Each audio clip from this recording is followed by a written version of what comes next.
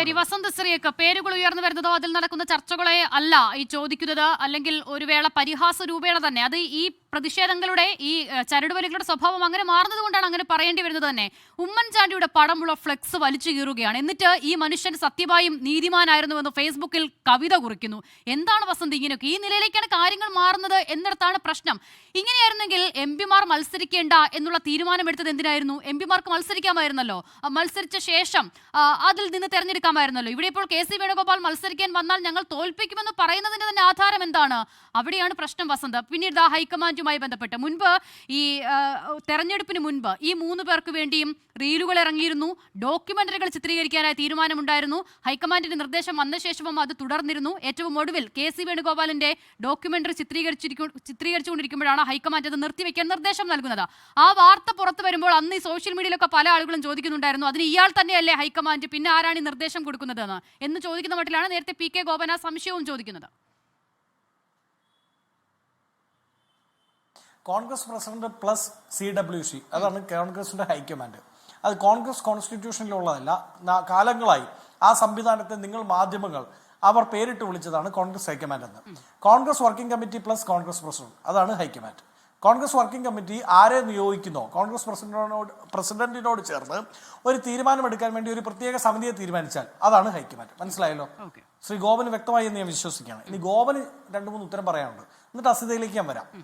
ഗോപൻ പറഞ്ഞത് ഇതാ ഏതാണ്ട് ഈ 48ാമത്തെ മണിക്കൂറിൽ മുഖ്യമന്ത്രിയെ പ്രഖ്യാപിക്കുമെന്ന് KPCCയുടെ വർക്കിംഗ് പ്രസിഡന്റ് പറഞ്ഞു അത്രേ.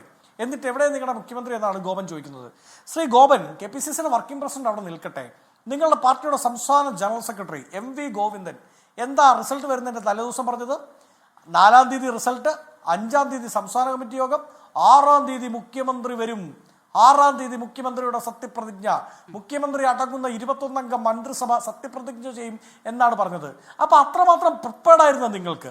മുഖ്യമന്ത്രിയെയും മന്ത്രിസഭയെയും സത്യപ്രതിജ്ഞ ചെയ്യിപ്പിക്കാൻ വേണ്ടി യാതൊരു ഭയവും യാതൊരു ആശങ്കയും യാതൊരു ആകുലതയും ഇല്ലാത്ത രീതിയിൽ ആ വണ്ണത്തിൽ പ്രിപ്പയർഡ് ആയിരുന്നു നിങ്ങൾക്ക്. എന്താണ്, ആരാണ് നിങ്ങളെ നയിക്കാൻ പോകുന്നത് എന്ന് പറയണ്ടേ? നിയമസഭയിൽ ആരാണ് പ്രതിപക്ഷത്തെ നയിക്കാൻ പോകുന്നത്? അതിൽ പ്രശ്നമുള്ളത്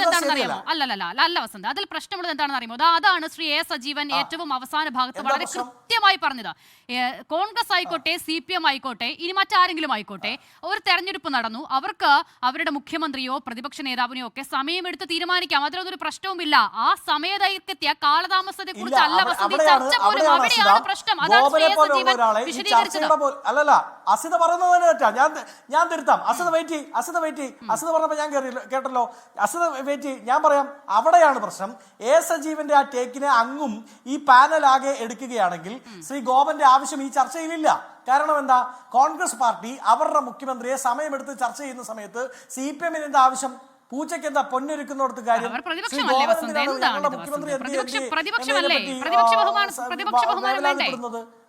എന്തിനാ വേവലാതപ്പെടുന്നത്? ആ പ്രതിപക്ഷം ഏത് ബഹുമാനം കൊടുത്തുകൊണ്ടാണെന്ന് പറഞ്ഞത്. CPI-യുടെ സംസ്ഥാന കമ്മിറ്റിയിൽ നിന്ന് വാർത്ത ചോർന്നെങ്കിൽ അത് ഞങ്ങളുടെ കുറ്റമല്ല. CPI പറഞ്ഞു പിണറായി വിജയൻ വേണ്ട. ഇനി മുൻ പാർട്ടി സംസ്ഥാന ജനറൽ സെക്രട്ടറി കോടിയേരി ബാലകൃഷ്ണന്റെ മകൻ ഫേസ്ബുക്കിൽ കുറിച്ചു, ഈ പാർട്ടി സെക്രട്ടറി കാരണമാണ് ഇങ്ങനെ അധപതനം ഉണ്ടായത്. ഇല്ലേ? കുറിച്ചില്ലേ? ഇന്നലെ നിങ്ങളടക്കമുള്ള മാധ്യമങ്ങൾക്ക് MV ഗോവിന്ദനെതിരായി TK ഗോവിന്ദൻ വീട്ടിൽ വന്നതിന് ശേഷം കോടിയേരിയുടെ മകൻ എന്താ സ്റ്റേറ്റ്മെന്റ് നൽകിയത് നോക്ക്. അപ്പൊ CPM-ൽ ഈ പ്രശ്നങ്ങളൊന്നും ഇല്ല എന്നാണോ പറയുന്നത്? CPM-ൽ ഈ തോൽവിയുമായി ബന്ധപ്പെട്ട് ഞാൻ ചോദിക്കുന്നത് ഉമ്മൻചാണ്ടിയുടെ ഫ്ലെക്സ് കീറിയതിനെ കുറിച്ചാണ്. അതിനുശേഷം എന്തിനാണ് ഈ മനുഷ്യൻ സത്യമായും നീതിമാനായിരുന്നു എന്ന് ഫേസ്ബുക്കിൽ കവിത രചിക്കുന്നത്? ഉമ്മൻചാണ്ടിയുടെ ഫ്ലെക്സ് അല്ലല്ല, ഉമ്മൻചാണ്ടിയുടെ ഫ്ലെക്സ് കീറിയവൻ ആരാണെങ്കിലും അത് ഞങ്ങളിൽ പെട്ടവനല്ല എന്ന് ഔദ്യോഗികമായി ഞാൻ പറയാൻ താല്പര്യപ്പെടുക. അയാൾ ആരാണെങ്കിലും ആ കാണിക്കുന്നത് ശരിയല്ല. ഏത് താല്പര്യത്തിന്റെ പുറത്താണെങ്കിലും ഉമ്മൻചാണ്ടിയെ പോലെ ജനകീയനായ ഒരു മനുഷ്യനെ, 100% കോൺഗ്രസ് ആയിരുന്ന ഒരാളെ, അയാളുടെ ഫ്ലെക്സ്, അയാളുടെ ചിത്രം കീറുന്നവൻ ആരാണെങ്കിലും അവൻ ഞങ്ങളിൽ പെട്ടവനല്ല. എഴുതി വെച്ചോ. അത് എന്റെ സ്റ്റേറ്റ്മെന്റ് ആയിട്ടോ കോൺഗ്രസ് പാർട്ടിയുടെ സ്റ്റേറ്റ്മെന്റ് ആയിട്ടോ എടുത്തോ. അങ്ങനെ ഒരാൾ ഈ പാർട്ടിയിൽ ഉണ്ടാവേണ്ട കാര്യമില്ല.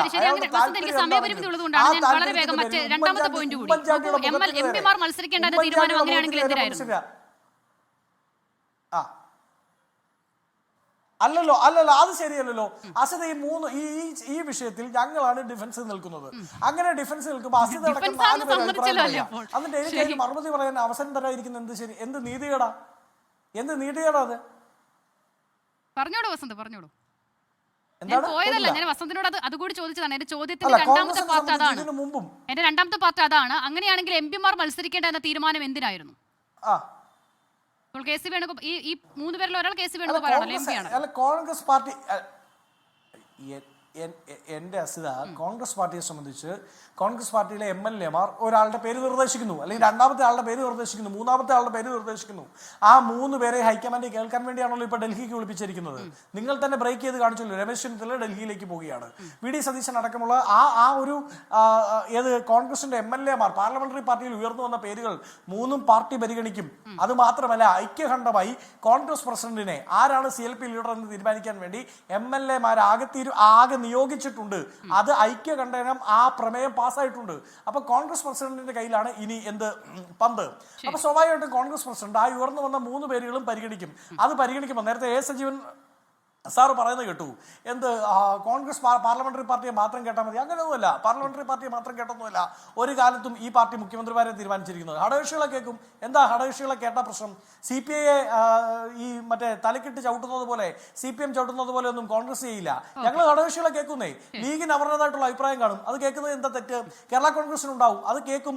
ഇനി സോഷ്യൽ ഫ്രാക്ഷനുകളെ കേൾക്കും. കാര്യം സോഷ്യൽ ഫ്രാക്ഷനുകളും എല്ലാവരും കൂടെ ചേരുന്നതാണ് ഈ പറയുന്ന ജനാധിപത്യം എന്ന് പറയുന്നത്. അവരെ കേൾക്കും, MLA-മാരെ കേൾക്കും, MP-മാരെ കേൾക്കും, മുതിർന്ന നേതാക്കളെ കേൾക്കും. അവരെല്ലാം കേട്ട ശേഷം കോൺഗ്രസ് ഹൈക്കമാൻഡ് അല്ലെങ്കിൽ കോൺഗ്രസിന്റെ പാർട്ടി പ്രസിഡന്റും CWCയും ചേരുന്ന ആ യോഗം ഒരാളെ തീരുമാനിക്കും. ആ ആൾക്ക് വേണ്ടി നിങ്ങൾ വെയിറ്റ് ചെയ്യും. പ്രതിഷേധങ്ങൾ തെരുവിലേക്ക് വരുന്നതിന്റെ അകത്ത് ഞാൻ വളരെ കൃത്യമായി പറഞ്ഞു, അത് ഒഴിവാക്കേണ്ടതാണ് എന്ന് തന്നെയാണ് പാർട്ടിയുടെ നിലപാട്.